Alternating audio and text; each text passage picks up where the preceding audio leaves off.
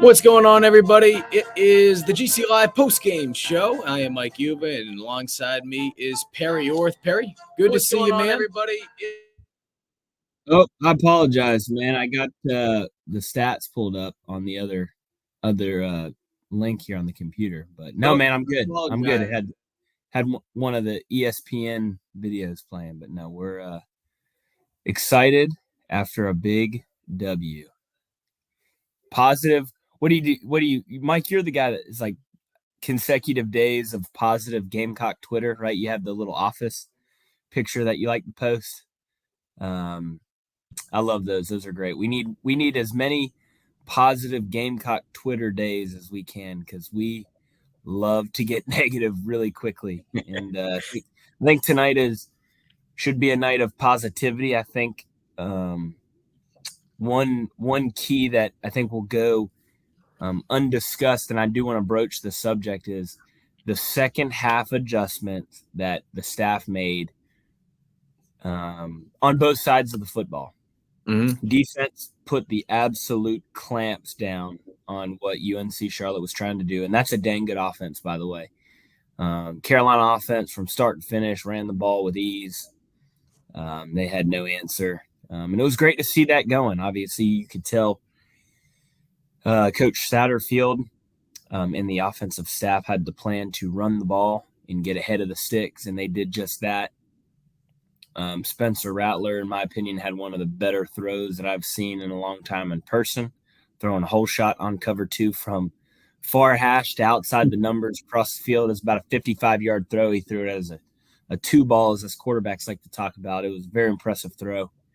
Good to see everybody getting a rhythm, and it was good to see 50 points put up on the board. I know it's been a minute, and hope we can build on it going into next week. So that's my prelude into our hour-long show. Now, look, there's going to be things that we're going to hit on that I feel like need to be hit on. But I do want to start off with the positives because at the end of the day, you're able to get a win. I'm going to put that number up in case you guys want to call into the program. That is 803-567-3796. Put that number up there on the bottom of the screens. Our man right now in the background, Intern Joe, he's working the phones. We'll have Intern Joe hop on in just a little bit. But if you want to call into the program, once again, 803-567-3796. If you want to hop on the GC Live post-game show with me and Perry Orth. Again, there are some things I do want to hit on that I feel like need to be said, Perry. But I want to bring up the fact that at the end of the day, you got to win. You're not going to be able to control your schedule, right? You have to play the teams that are on the schedule. Yep, that's right. South Carolina, this game came at a very good time. Yeah. As someone that has played quarterback in this conference at South Carolina, I don't know if you would necessarily agree with me on this, so I'll hand it off to you in a second. But in my mind, going into this game, knowing that Charlotte was ranked third to last coming into this game in FBS for rush defense, ranked dead last in total defense, in my opinion, based on what we saw from South Carolina the first three games, regardless of, looking at it as a faceless opponent, they needed to gain confidence on the ground. Because if they were able to gain confidence on the ground, that's going to build the confidence up, obviously, of the running backs. That's going to gain the confidence of the offensive line. That's going to be able to gain confidence from a schematical standpoint. I felt like South Carolina did that to a T tonight, to the point where they scored on every freaking drive when the starters were out there. Yeah, I know there were some turnovers at the end. It was great to see Corey Rucker score his first touchdown as a Gamecock after everything that he's been through from a foot injury. Great to see Luke throw another touchdown pass. But at the end of the day, strictly speaking about the starters, they went out there with the plan. I know that people are going to be like, oh, they kicked a field goal in the first drive. If that's what you're really complaining about tonight, and again, we'll put that to the side. I want to bring the positivity to start. Offense did what they needed to do. They did what they needed to do, Perry. What can being able to do what they did tonight? Again, running the football. To have the success that they had, not just from a running back standpoint, not just from an offensive line and the run blocking scheme standpoint. What can this do big picture for an offense moving forward? Yeah, I mean, it's enormous. when you go 3 games and have had very little success running the football. It sits in the back of your head. And I'll tell you, Mike, you're a former college athlete. If you don't go out and play with confidence, man, you're wasting your time. You're better off playing with someone with less talent and have more confidence in what they do than somebody that might have a ton of ability, but is a head case, right? So going out and playing a team that's a little bit lesser skilled than you, but actually executing the way the plays are designed to, it builds confidence heading into the next week. And like you said, you can't help the way the schedule's formed, right? And put together. Playing South Carolina State next week should have very similar results as far as running the football and moving the ball down the field every time you're on offense, right? You can't score every time you touch the football. It's not going to happen. But if you can continue to sustain positive momentum and gain significant yards every drive, those are things that you can build on. Spencer Rattler was very efficient with the football tonight. We ran the football with confidence. Almost 8 yards per carry. Marshawn Lloyd with 11 yards per carry. Unbelievable. Those are the things that you have to build. We saw a South Carolina offense with an identity tonight. There was no question that we were coming out of the gates trying to establish the run. There was so much diversity across the run game that Charlotte, I don't care how bad statistically they might be. It didn't matter what they did. It really, in my opinion, didn't matter the opponent either. We went out there. We looked like we played very hard. We took care of the football. And every time we touched the ball on offense, we had long, sustained drives. We didn't score every time, but nonetheless, we had a good thing going on. And scoring every time with the starters. And that's not to be a wise ass or anything like that, but, just to piggyback off from that.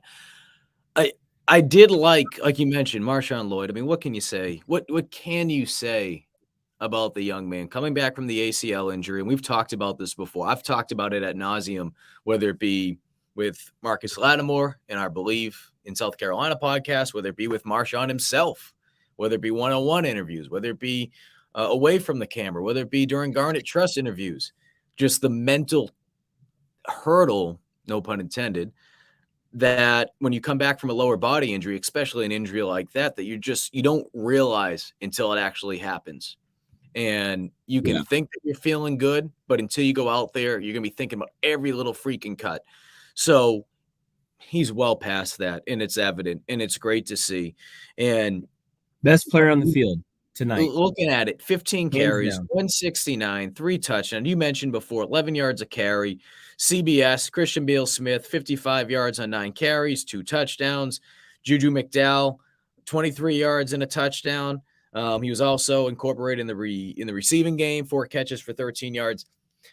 I was just very happy with what we saw from Marshawn. But from a running standpoint, just running the ball, South Carolina had 295 yards. I know Travis brought that up earlier, and on GC Live Talking Tuesday nights, he mentioned, hey, the key tonight is going to be able to run the football 40 times against Charlotte. They did that. But something that really stood out to me is the fact that they ran for almost 300 yards. A team that combined through the first 3 games rushed for, I believe it was 211. And look, I get it. Charlotte, one of the worst rush defense, one of the worst defenses in the country. I get that. But if we're going to sit here and talk about South Carolina having to handle business and controlling the things that they can control, you can't control who you play each week. And for South Carolina, after having that gauntlet of a schedule to start, especially at Arkansas week 2, having to play the defending national champs last week, the timing of this stretch with Charlotte today, but especially, Perry, especially the fact that you've been struggling to run the football. You've been struggling to find some sense of identity. To do it tonight, I know there's going to be a lot of people out there that are still skeptical, and I get it, and rightfully so.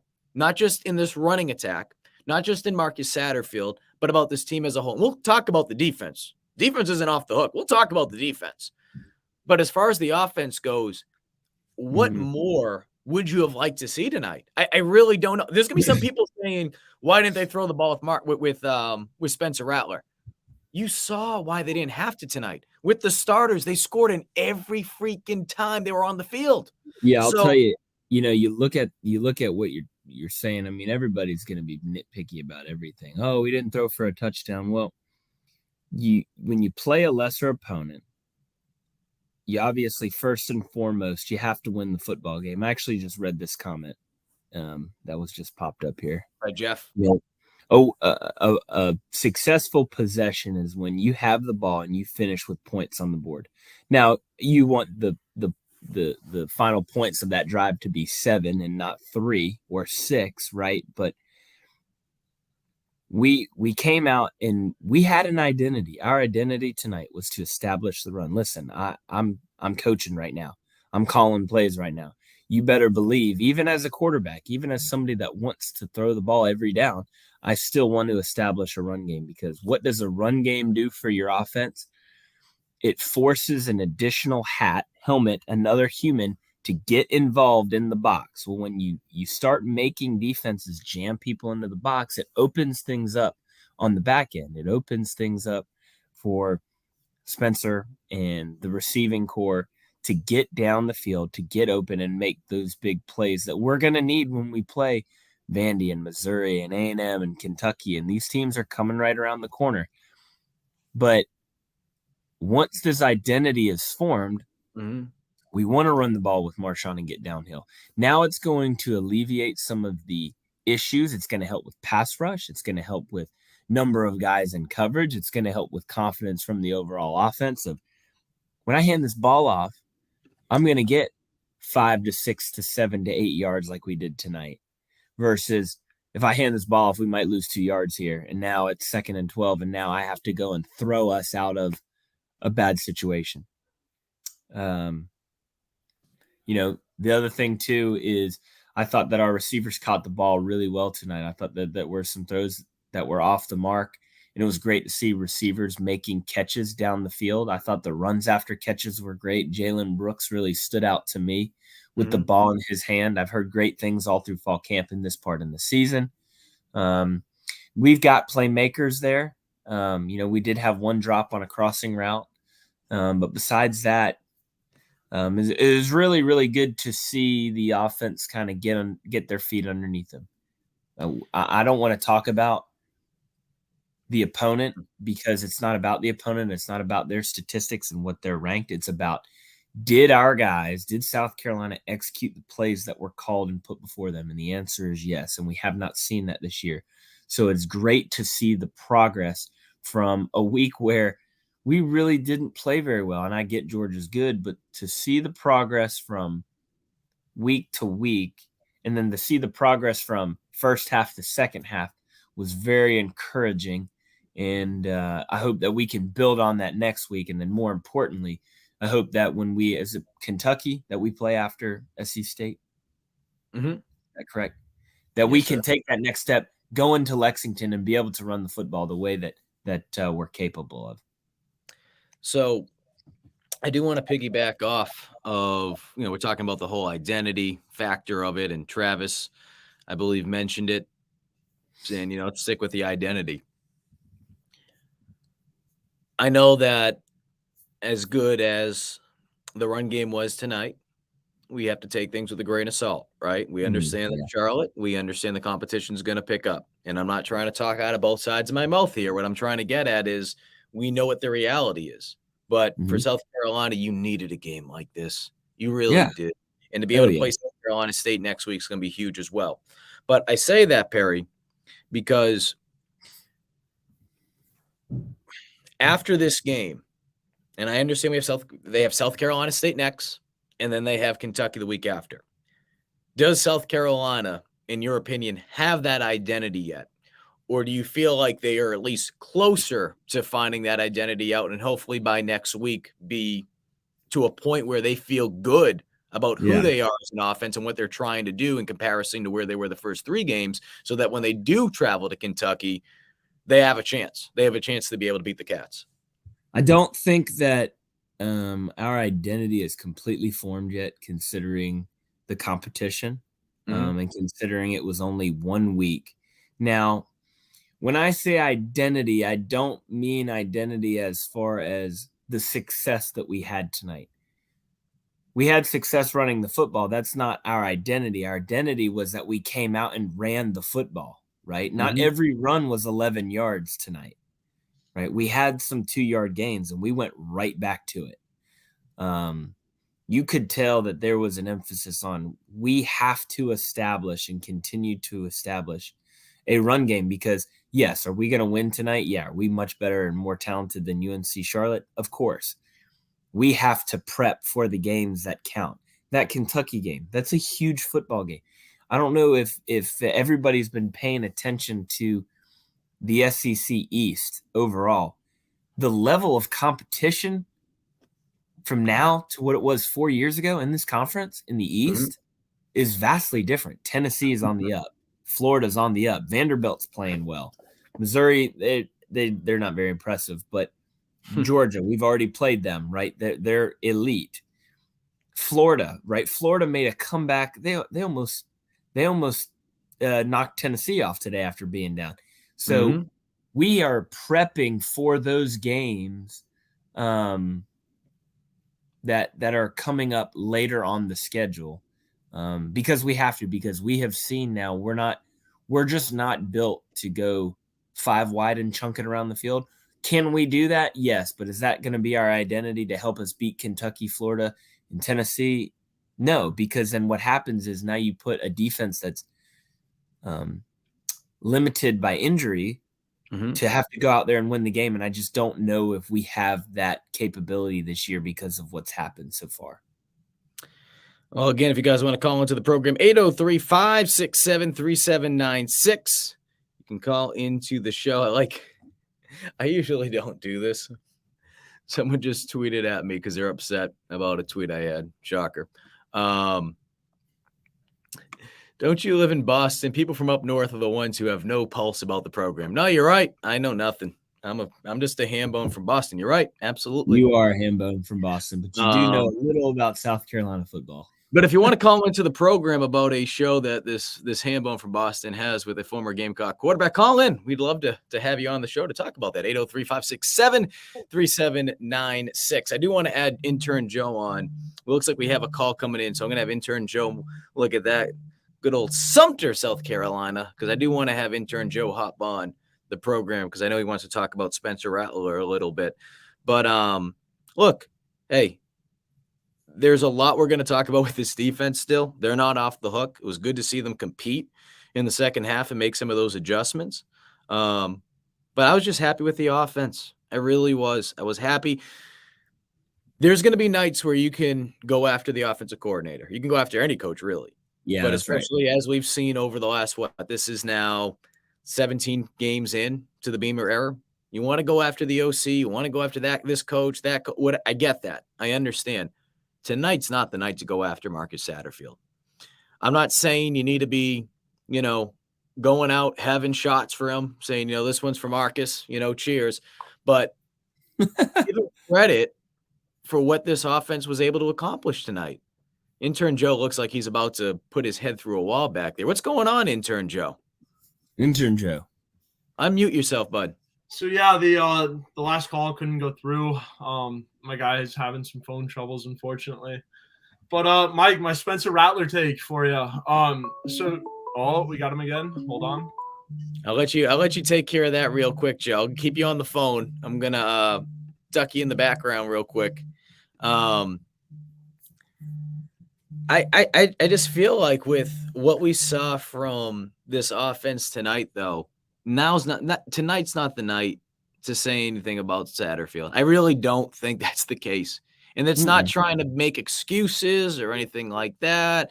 I mean, shoot, Perry, I know you weren't on the GC Live postgame show last week with Scarnecchia. Oh, God. And I got accused of being too soft on them. Then I got accused of being too harsh on them. Then I got accused of not being a fan, so I don't know what's going on. I'm not saying I know what the hell's going on. I mean, again, I said it. I'm a ham bone.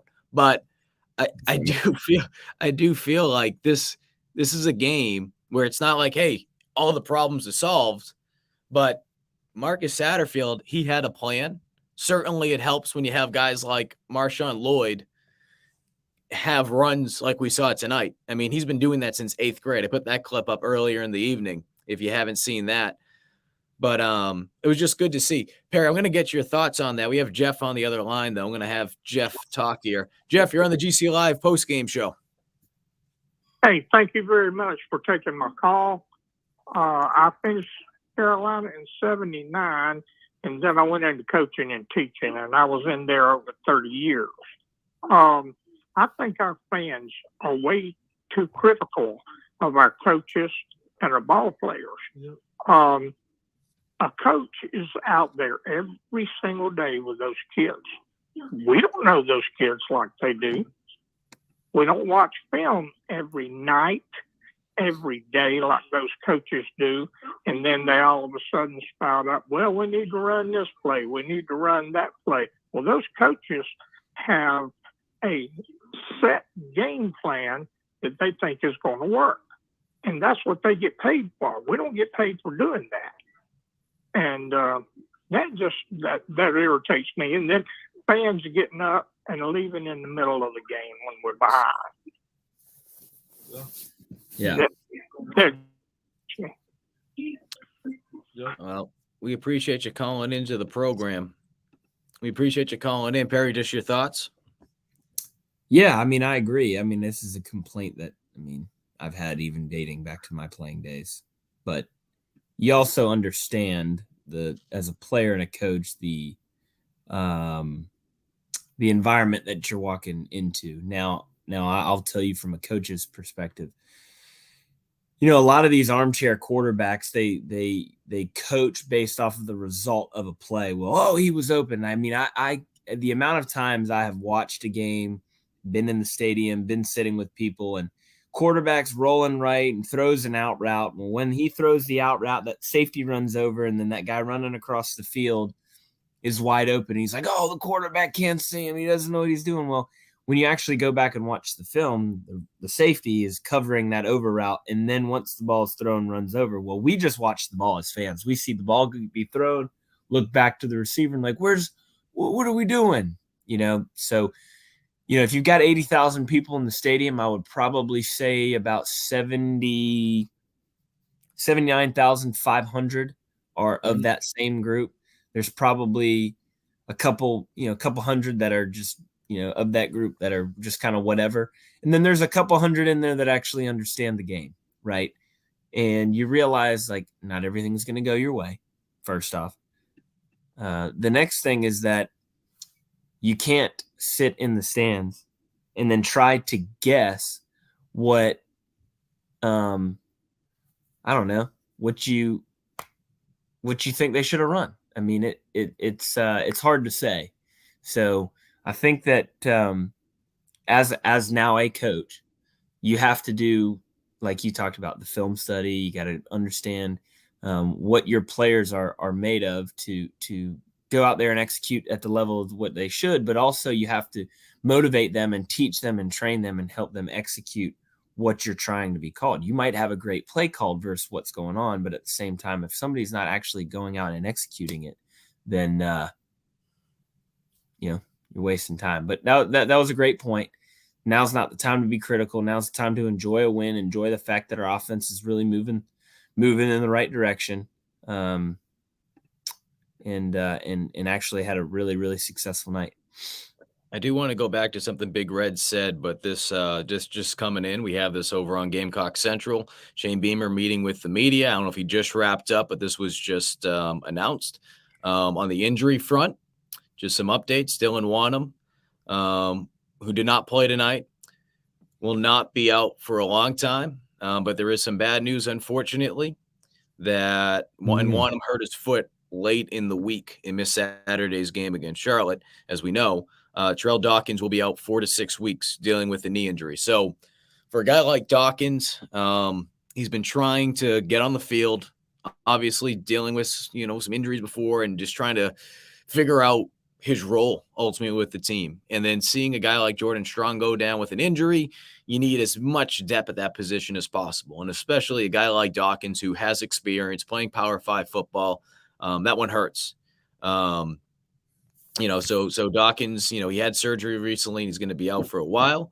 So that's kind of where we're at right now. David Spalding and Darius Russ did not play, dealing with a leg and hamstring injury, respectively. So I say all that, Perry, because I do want to transition over into offense in a minute. But I do want to go back to the offense because Big Red said something in. I'm happy with the win, but why did it take so long to get into our groove in this game? Do you feel like, maybe they were just playing a little tight? And I'm not saying specifically the offense, but because we know what happened. They go down, they get points, whether it be a touchdown, whether it be a field goal, but it definitely felt like they played a little loose. Did you sense that at all? And I know it's different because every coaching staff's different. You never played for Beamer. I'm sure you could recall situations, whether it be playing under Muschamp, whether it be playing under Spurrier. But what did you sense? Why was South Carolina able to get things going as the game progressed in comparison to the first quarter? Yeah, well, it goes back to the first statement that I made, is the identity of which we were trying to establish, which is running the football. We were body blow after body blow. I mean, how many shoestring tackles did UNC Charlotte make on Marshawn in the first drive? I think it was like 3, where, he was one fingertip, it looked like, from breaking a big run. And so when you're getting blown off the ball like they were, you get tired, you miss assignments, you get out of your gap. And that's when we started really creasing them, which is why you love running the football, which is why teams love to establish the run, is because you can take the will out of the opponent, right? You can literally force your will on them to where we're going to turn around and hand this ball off. There's nothing you can do to stop it. We're going to do it, but you also still can't stop it. So there's a lot that that goes into the groove, if you'll call it that, of our offense. And then ultimately what helped is we started connecting on some passes down the field, loosened them up a little bit, which then went back and opened the run game, which helps. I think the one throw I'm talking about looked like, we had cover 2 and or the UNC Charlotte had cover 2 and Rattler hit it down the whole shot. I saw a comment on here, your turnovers do help. Yeah, they help tremendously. You look at and intern Joe. I want to give intern Joe credit, and I'll add intern Joe in here for a second because I know he wrote about this earlier this week on Gamecock Central. -6. We talked about this on Tuesday, Perry. The team as a whole going into tonight's game through the first 3 games, -7. Okay. Wow. Last 2 games, -6. 6 turnovers they've gave up. Didn't have any takeaways. We saw some turnovers tonight, and Joe was messaging me during the game saying, hey, we need one. And then boom, you see the Brad Johnson interception. It changed the game. It changed the momentum in the field. And granted, right? I say everyone, there's going to be people saying, all right, it's Charlotte. I get that. But do you notice just how it just comes, right? We watch basketball all the time. If you're an NBA fan, especially, but even college, you see runs. Football is very similar when you're able to get the interception going, right? If you're able to force a fumble, you're able to make it, just feels like it's contagious. So I say that because as soon as that happened, what happened? South Carolina felt like they scored 4 touchdowns in a matter of 2 minutes, for crying out loud. Yeah, your football's a game of possessions, man. And when you can steal a possession from another team like that, and then you get the great field position, and then the momentum kicks in, then it becomes a snowball. Then the other team has to make a huge play to cut that momentum and get it back onto their side. And if you can stay ahead of the momentum swings in the course of a game, you're going to be better off. Yeah, Mike, we said it Tuesday, turnovers come in bunches. And literally you tweeted at halftime, you gave me credit to my take about the Gamecocks not having any turnovers. And then so be it. In the second half, they generate 3. It's something we haven't seen from the defense yet. And it's exciting. It's exciting to see, like Perry, like you said, it really swung momentum. And it's something that really, really, really was a benefit to Shane Beamer and his team last year. Like, it's the reason why they won so many games, battling back. It was the turnovers that generated the momentum to get back into games. And I think tonight was a great example. Yeah, sure, it was ugly for the defense, but they generated turnovers. It was the base. It was the foundation of what the team was and the defense was last year. So, I mean, to see 3 turnovers in the second half, it's good. It gets the momentum rolling going into the next weeks, going into the SEC play, like we said on Tuesday, Mike. I want to bring up this, though, Perry, okay? And everyone has a seat at the table here in the GC Live post-game show. We don't all have to hold hands, sing Kumbaya, and get along. We can disagree. It's all right. And Sean, you have a take. We don't always have to agree. But Sean says, are you guys watching the game? Our OC is an idiot and should not be calling plays. Perry, when the defense has no safety, I'm going to let intern Joe take care of that call right now behind the scenes. When they have no safety, linebackers are up, and we have a receiver uncovered and still refuse to run a slant or a cross. It makes no sense. It has been like this for 2 years. Now, I don't even really want to say anything, okay? Because, Perry, you've played the position. I have my thoughts on it, especially on a night like tonight and what the game plan was. And, look, Sean, I'm not trying to pick on you. I think I'm just trying to use it as an example with asking Perry, how would you respond to that comment?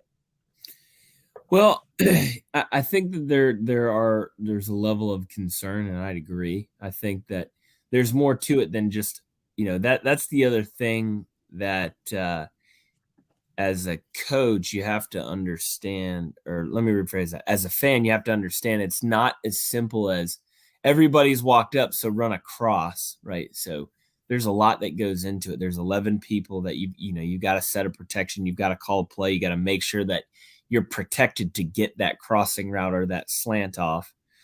I mean, you're right to an extent. Yeah, throwing slant routes are great. I love calling them, right? When I'm calling plays, I think they're great. I think that there's a lot more that you can do besides those 2 routes. When you're seeing pressure, you can move the pocket, you can run speed option, you can do a whole laundry list of different things. I get it. I get that you're frustrated. Listen, we're not trying to sit here with garnet goggles on and tell you that we're going to win the national championship or that we're going to win the rest of our games. But I think what we can do as a fan base is be excited that we actually had progress tonight from running the football, which we really have struggled to do the last couple of years. If we continue down that path of running the ball well, you'll see our pass game improve. You'll see our sacks go down. You'll see more yards through the air because it will allow, they feed off of each other. When you're able to when you're able to run the ball really well, it puts a big strain. It puts a bigger strain on a defense, in my opinion, when you can run it well versus when you can pass it well. Because when you pass it well, the defense might get lucky where they call a coverage and it just beats the play. Quarterback makes an errant throw, or guy on defense decides to make a wild play and go and pick a ball off in a zone that he wasn't actually covering. Running the football, there's something about having the gap integrity to take the run game out of the way. From a defensive standpoint, that if you cannot do that, it's just it takes your will from you. It basically, you feel helpless knowing that you're running to go bash your head against a group of big men for nothing, to get blown off the ball. So continuing to establish that, but in closing to that comment, I get the frustration. Be excited that we ran it well, because even on the lesser opponents last year, we didn't. That's a good point about last year. That was something that they struggled with. I'm trying to go back and find these numbers. Who was number 46 on the edge and number 76 at defensive tackle? I could be wrong. I don't think there's a 76 at defensive tackle. Typically, that's an offensive line position, and 46, if I'm not mistaken, that is the long snapper, Cole. So I don't think that was, or actually, excuse me, Brian Thompson. There's 246. Okay. Apologize on that. Brian Thompson Jr., who's a freshman. I didn't see when Brian was out there, so I don't know if there's a specific play that you're asking about, the steel curtain. So if there's anything specific you want to bring up with that, let us know. This guy from Sumter keeps calling us tonight. Shout out to Sumter. Just calls on in, then just hangs on up. Intern Joe just being put to the work right now. Let's talk about the defense. Let's talk about the defense, because I know we've been talking a lot about the offense. One thing that it goes without saying is this defense is banged up. Yeah. That's not making an excuse. That is just the reality. This defense is banged up. We mentioned just a little while ago, you had no Spalding tonight. You had no Rush. Is that an excuse as to why South Carolina had their struggles defensively when they did tonight? No, because I feel like they're talented enough, especially against a team like Charlotte, where they should be able to take care of business. I will give credit, though, and because he's got ties to the Midlands, to Perry Parks. He's done a great job with those receivers at Charlotte. I mean, 3 of those guys, they went off last week.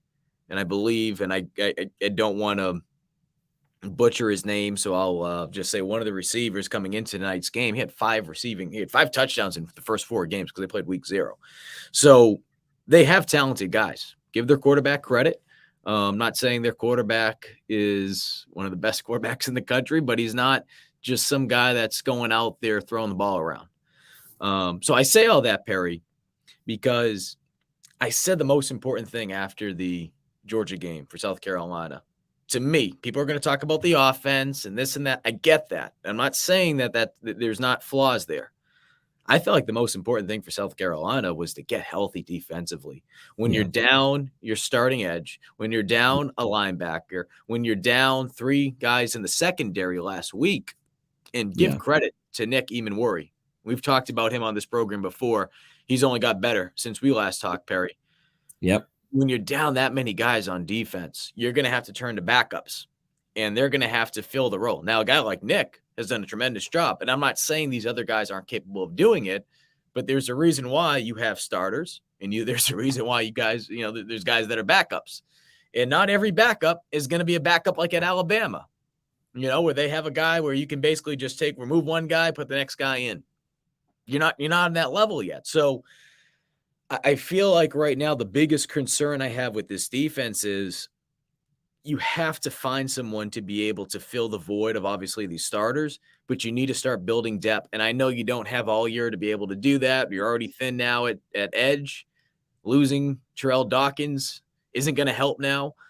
Yeah. But, man, that is, to me, the biggest concern right now I have with this team moving forward.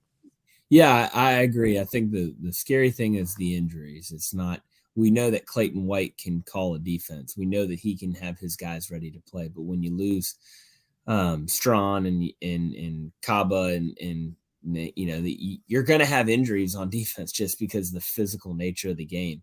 And when you lose 2 of your starters that are out for the season – you're now fighting an uphill battle.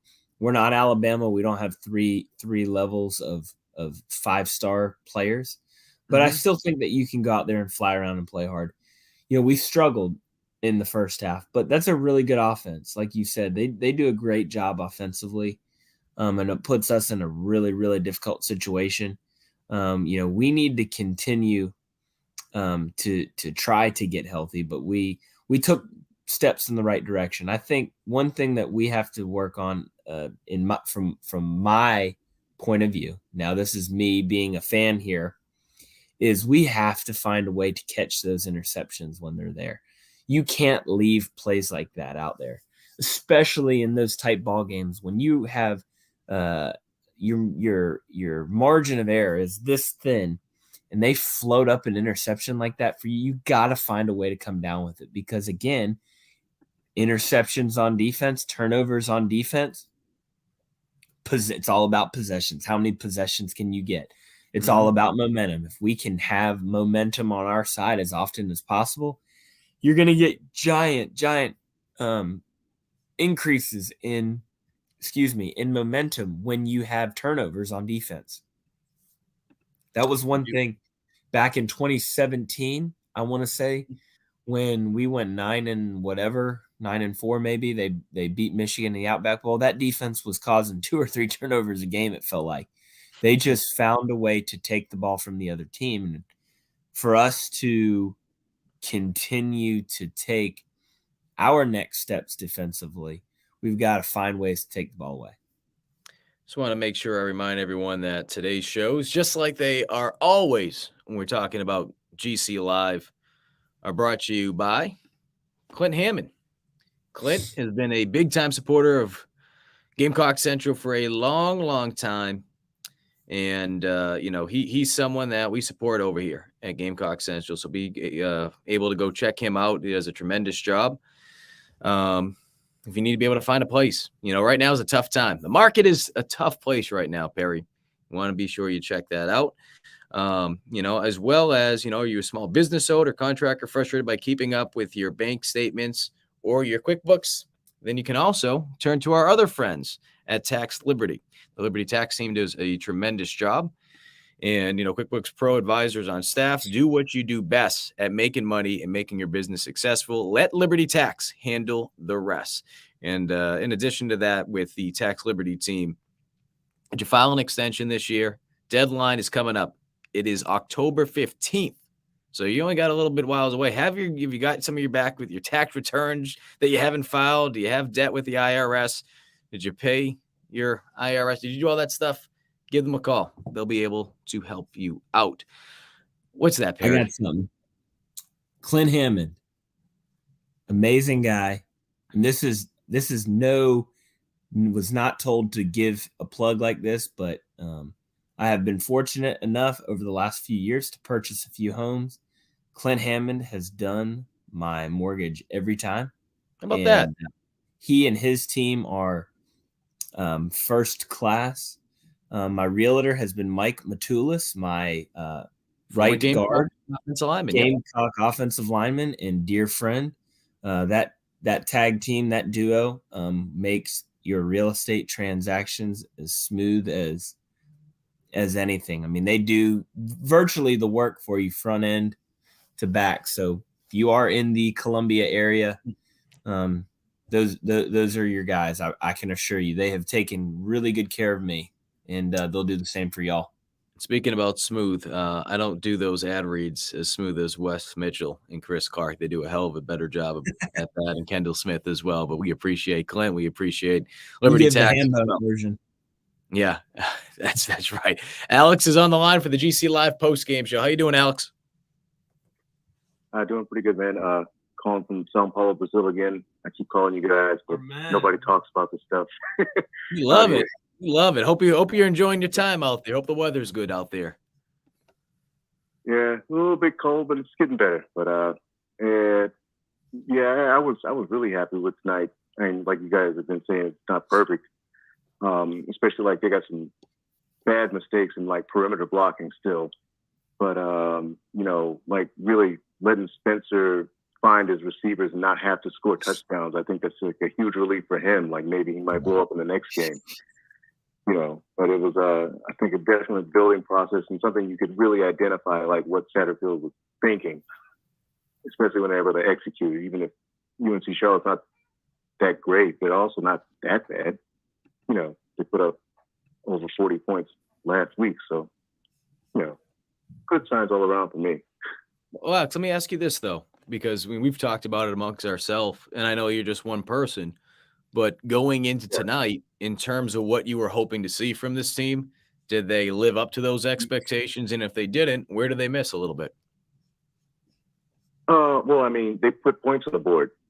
They didn't waste possession. So, yeah. That's exactly what I wanted to see. I mean, should they improve things? Like, yeah, you got to block on the perimeter for screens. Like, you could see like somebody as good as Juju gets tackled by one guy because somebody misses a block. Doesn't matter how bad a team is. That's just basics. So they got to get that stuff cleaned up. But not punting is fantastic.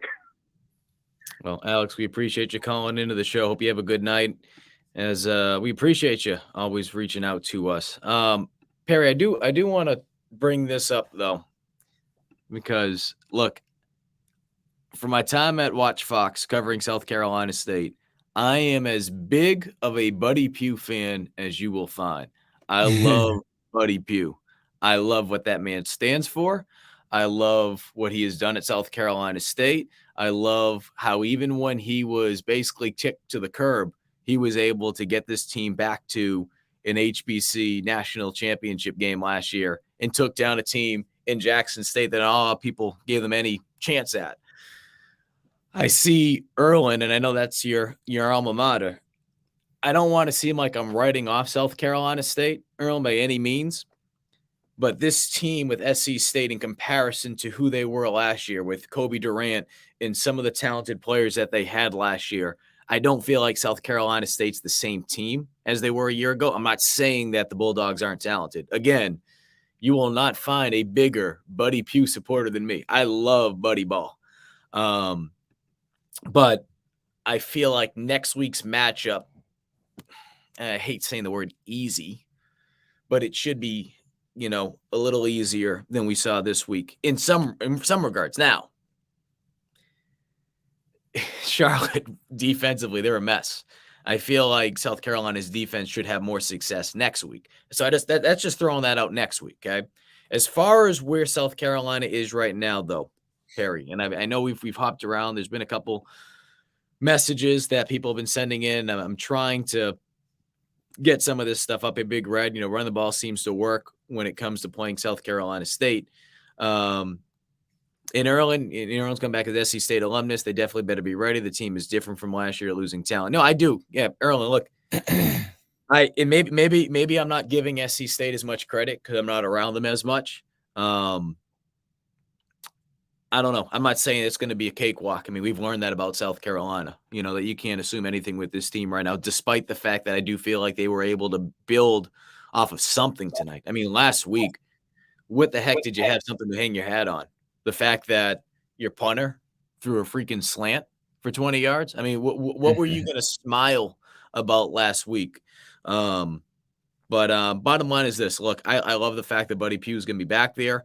I shared this story a year ago. I assume it's still true that Buddy, since he's left South Carolina, he has ordered season tickets every year.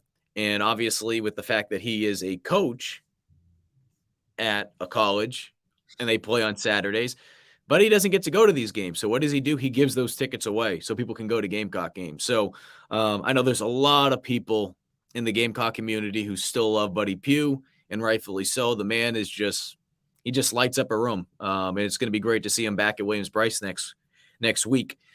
Perry, when you saw tonight with Spencer, I know we talked about it a little bit before, and this goes back to negative Mike now, because we talked about all the positive stuff. And I'm going to give the negative people I'm going to give them some time right now. Going into tonight's game, we knew South Carolina wanted to run the football. Why wouldn't you, right? Put it this way. If your office is on the 5th floor and you have two options to get up to that 5th floor, you can either take the elevator or you can walk up the stairs. Yep. If you walk up the stairs, what's going to happen? All right, it's going to take a little bit more time, might not be as sexy, whatever the case may be. I'm not going to be talking about stairs and elevators. I think you get what I'm trying to get at, which is you can either throw the football, or you can run the football. South Carolina chose to run the football, and because they run the football, it's going to eat up a little bit more time. Okay? They had success with it. And at some point, you have to choose. It's not just going to be as simple as, well, why can't we take the stairs and take the elevator and keep going back and forth? When you're having success one way, why would you? If you're walking up those stairs and you're trying to lose weight and it's working, are you going to just hop on the elevator? But yeah, you know what? Things are going well for me right now. Let's do this. No, you ain't going to do that. South Carolina had success tonight on the ground. They had success. Intern Joe is raising his hand in the background like we're in 5th grade math class. What's up, Intern Joe? Nothing much. I mean, so the offense, Mike, again, it's something we talked about Tuesday. We said if the run game gets involved, it opens up things for Spencer Rattler in the run or in the passing game. I mean, Spencer put together a decent stat line. I mean, 17 for 23, 187 yards. Most of the touchdowns came on the ground, which again opened up the kind of passing game. But I mean, Tuesday we heard all about it. We're like, Spencer's making dumb interceptions. We're not seeing as much production. But I mean, something I came up with this week. I mean, when Spencer was at Oklahoma, he had like a better team around him. He had 5-star offensive linemen. He had a 5-star wide receiver room.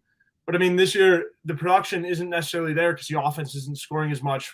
I mean, Spencer would throw for 5 touchdowns and 2 interceptions at Oklahoma. I mean, granted, with this offense, they're not scoring as much. Where the interceptions are a lot more glaring, and it's easier to see Spencer's dumb interceptions, if you will, just kind of thrown off his back foot because the offense isn't scoring as much. But tonight we saw that in the revamp of the run game. It was big for Marcus Satterfield to get the run game going. And again, just building momentum going into SEC play, Mike. So what do you want to see? What do you want to see, Perry? What do you want to see next week against South Carolina State? Because I'm seeing some of the comments. This one in particular for me and I saying, throw the ball against SC State. Now, I'd be lying to you. I don't know if our guy Erlen can help us out a little bit. I'll take your word, Erlen, in terms of how South Carolina State has looked in terms of on the ground, through the air. Naturally, I want to assume that the way that you beat South Carolina State, because they're typically physical up front, they got some big bodies. And I understand South Carolina has had success running the ball against them. But again, losing one of the best defensive backs in the country last year in terms of smaller schools in a Kobe Durant, who was drafted by the Rams, had his first interception last week. I feel like we will see South Carolina try to air it out more next week. I'm not saying it's going to be, Big 12 football, pass. I feel like you want to be able to build off of what you accomplished with the run game tonight. But do you see South Carolina trying to air it out a little bit more next week, Perry? I don't. I really don't. I expect a very similar game plan to what we saw today. I think that airing it out would be counterintuitive to what it appeared that we wanted to do tonight. It looked that we wanted to come out and run the football. Airing it out, coming out early and spreading them out and trying to throw it down the field and nickel and dime them, I don't think that would be as advantageous. I think that we are starting to get confidence running the football. Now it's time to allow Spencer to grow within the offense and find, obviously we know his role as quarterback, but to really find a rhythm and a routine of what is my role in this offense? Is my role to manage a game, or is it to go out and try to make a bunch of plays? The way that he throws the football and his style of play, the best thing you want to do is have him manage a game. Let him take the throws that are there, establish a run game to give him some balance. That way, when we do get in the red zone, we can put the ball in the end zone instead of having to kick or some crazy fourth down just to score a touchdown. So, going into next week with another lesser opponent, man, I'd love to keep virtually the same game plan as an idea as let's go in heavy running the football. And then, we'll take our shots later on in the game as well. Defense has got to get turnovers if we want to continue to scale at the level that we all hope as a fan base. So I keep saying intern Joe, but I want to call him turnover Joe because I know you kept hitting on that, and I know Perry just mentioned the turnover part. Joe, how important are turnovers next week? I mean, I know it goes without saying, but being able to have the game they had tonight and be able to say, hey, we can do this, because it's to me, it becomes one of those things. And Perry, we can get back to you in a second and ask you if this is something that happens sometimes. I know you're from the offensive side, but when people keep bringing things up, right? Like, oh, you haven't thrown a touchdown pass in 2 games. Oh, you haven't been able to do this in that game. You start thinking about that stuff. So the fact that they were able to get this monkey off their back by being able to force some turnovers tonight, that has to make you feel better heading into South Carolina State. Right, Joe?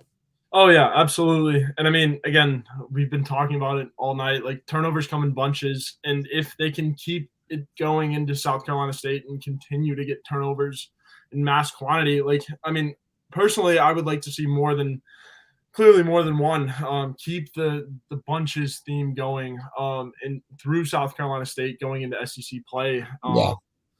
Again, we've talked about momentum, whether if it's special teams or defense. Largely in the SEC, it's going to come from defense. And if the defense can generate turnovers, it's going to be a big thing going down, again, through SEC play. Again, Mike, they come in bunches. So, yeah. I mean, they're facing a real offense in Buddy Pugh, too. Like, it's a real offense in South Carolina State. They have to be disciplined. But I think if they are, again, they can keep the turnovers going and going through South Carolina State into SEC. Well, I appreciate everyone still on here. I know it's a little after midnight. Perry looks like he's ready to fall asleep. We appreciate him staying up with us. We'll wrap things up in the next couple minutes, though, here. we'll wrap things up in the next couple minutes. Perry, I see a lot of mentions of Spencer Rattler's name here in the comment section, and we'll have Joe. If anyone calls in, we'll have Joe back on to close things out in a little bit. What do you want to see from Spencer? And look, and I'm not trying to pick on people in the comment section. I know this term got thrown around a little bit, game manager. Personally, and granted, Perry, maybe you look at it differently. You played the position. To me, game manager, it's just like, look, if someone wants to get offended by that, fine. Tom Brady, he's a game manager.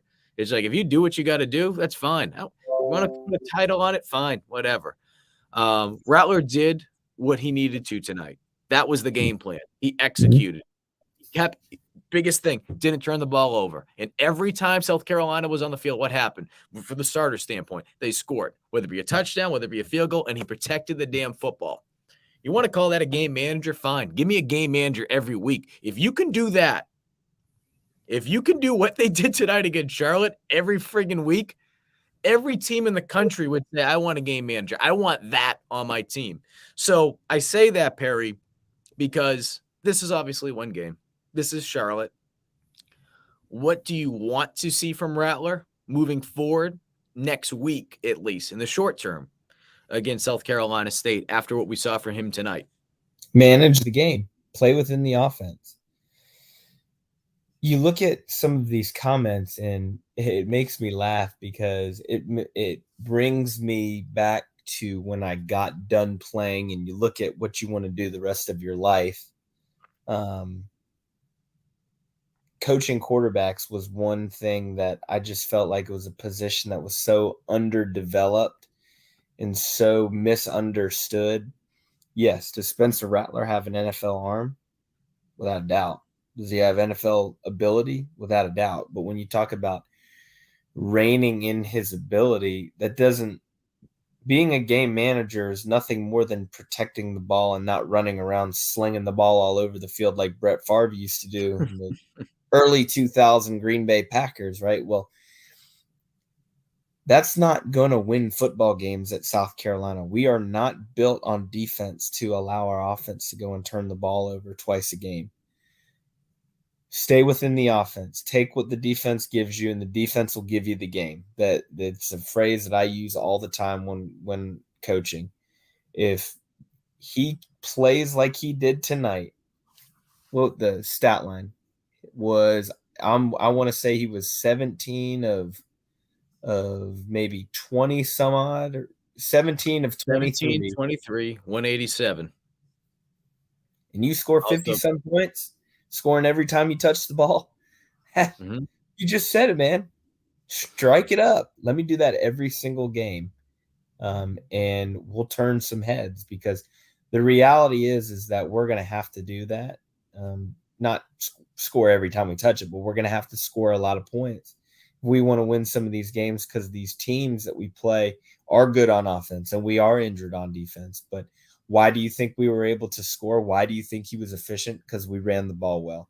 When you're not having somebody hit you every time you throw, and receivers are a little bit more open than they normally are, it makes you breathe a little bit. It makes you play to, really to allow your ability to help you be a game manager.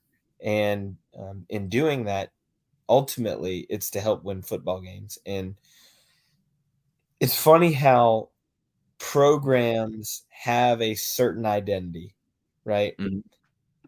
South Carolina was really, really good from the years of 2009-ish, 10 to 2013, because we could run the football. We ran the football really well and played really good defense, and we had quarterbacks that took care of the ball. You win games when you do that. And if we have to limit Rattler's ability, I literally cannot get that out of my head. We have to limit Rattler's abilities to win football games. Everybody's going to be more pleased, because the NFL is not looking at statistics. NFL is looking at quality of play. They're looking at the intangibles, which he has, and we're looking at what kind of a leader and a person was he. Ultimately, the NFL is in those teams at that next level are going to go after quarterbacks that are natural winners. And, you play like you do tonight, you're going to win a lot of games. One last thing for you, then I'm going to have intern Joe hop on and see if he has any final thoughts. But I do want to bring this up because I just saw that, and you kind of hit on it a little bit, Perry. You have a guy that has the talent like Rattler has. Maybe it hasn't been fully displayed on the field here at South Carolina, but we've seen it before. I mean, if you have talent, you have talent. We saw it at Oklahoma, okay? He's trying to figure things out here. I say that because, granted, it's one game, but the way that South Carolina was able to have success on the ground tonight, if they're able to have success again on the ground next week against South Carolina State in a similar manner, and I hate doing friggin' hypotheticals and creating popsicle headaches, but if they feel like that gives them a better chance after next week's game and they go into Kentucky and they want to do that as well, if you're a guy like Rattler, and kind of going back to what you mentioned from an NFL standpoint, I think a lot of people on the outside looking in, they're going to be like, well, would Rattler want to do that? Is Rattler going to sacrifice his opportunities to be able to put some tape out there for NFL scouts? But what you're saying is it's not always about, okay, 300, 400 yards passing. There's a little bit more that goes into that the NFL scouts and these teams are looking into when they're breaking down some of these guys that they're looking from a scouting standpoint. Yeah, I mean, they're looking at arm talent. They're looking at pocket mobility, pocket awareness. Do they take care of the ball? How do they throw the ball when under pressure? They're not looking at statistics. They're not. NFL scouts are not doing what I do, going to ESPN.com to look at Spencer's Rattler stats and verifying whether he can play or not. They're watching copious amounts of film, watching the caliber of throws that are being made when throwing the ball.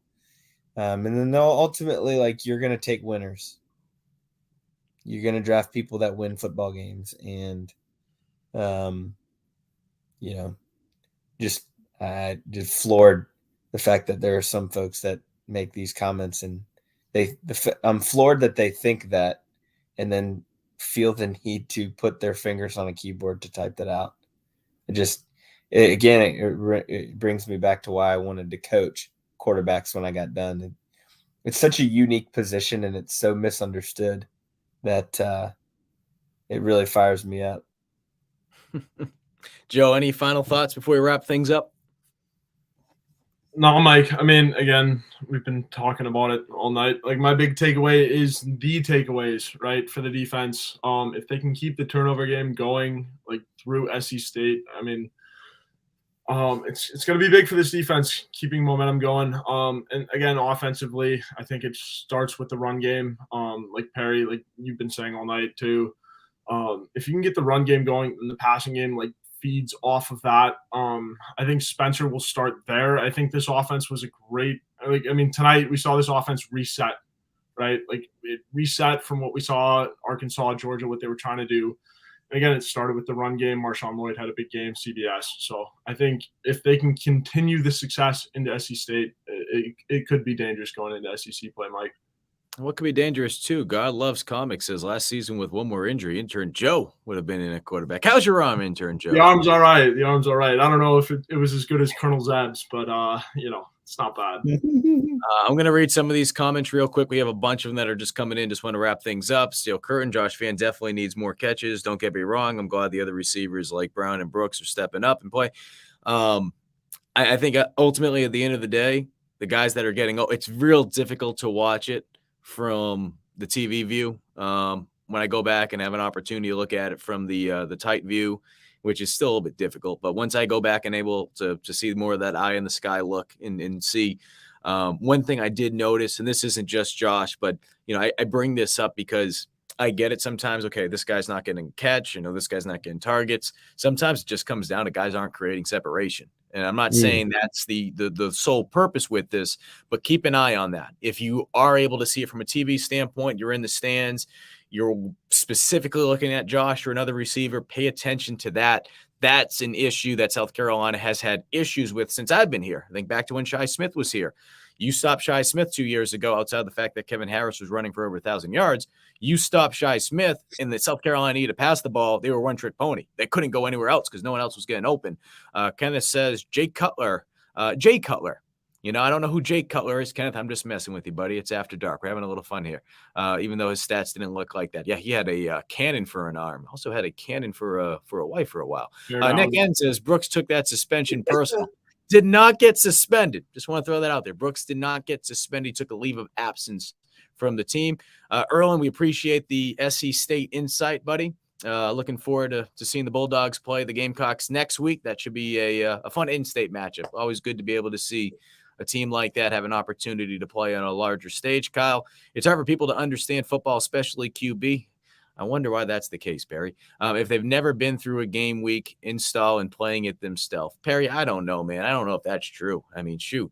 I think anyone could do it, right? What did Nick Muse once say? You know, coaches and fat dads in the stands. I mean, anyone can play quarterback, right? They know what's going on. No doubt. No, it's yeah. I mean, it's so classic. Kenneth says Josh Allen and Patrick Mahomes didn't have first-round college resumes. That is true to an extent. Patrick Mahomes was starting to get a little bit more hype. Mahomes definitely, Josh Allen, no. But again, that goes back to what I'm saying. They're evaluating talent, not college statistics. It's the same thing like with college coaches. It's not like Coach Beamer's up at 2 a.m. scrolling the rivals 250, top 250, being like, ooh, that guy looks good. Let's go ahead and offer him. Like, come on, guys. Turn your brains on. I'll try to go through these quick because I appreciate everyone staying up with us. Big Red, when I say rein it in, all I'm saying is modify usual play in order to have success. I felt like they kept it simple tonight. And that's why South Carolina had a lot of success. Not sure if that's exactly what you're saying, Big Red.